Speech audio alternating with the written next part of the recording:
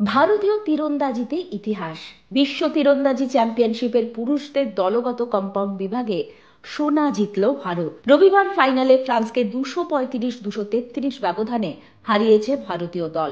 তবে মহিলাদের দল গত 8 বছরে প্রথমবার পদক জিততে পারল না। ফাইনালের শুরুতে পিছিয়ে পড়েও বিশ্ব চ্যাম্পিয়ন হলো ভারত।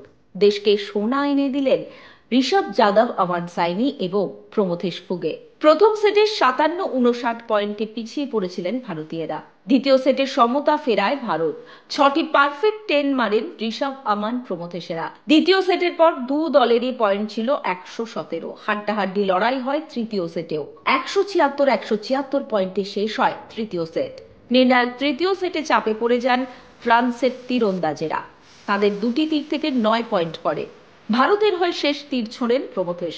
3 ভারতীয়র মধ্যে ক্রমতালিকায় তিনি সকলের শেষে রয়েছেন। ঠান্ডা মাথায় 10 পয়েন্ট তুলে নেন শেষ প্রচেষ্টায়। চতুর্থ রাউন্ডের পর 2 পয়েন্টের ব্যবধানে ফাইনাল জিতে নেয় ভারত। এই প্রথম পুরুষদের দলগত কম্পাউন্ড তীরন্দাজিতে বিশ্ব চ্যাম্পিয়ন হলো ভারত। এখন সময় ফলো এবং সাবস্ক্রাইব করুন।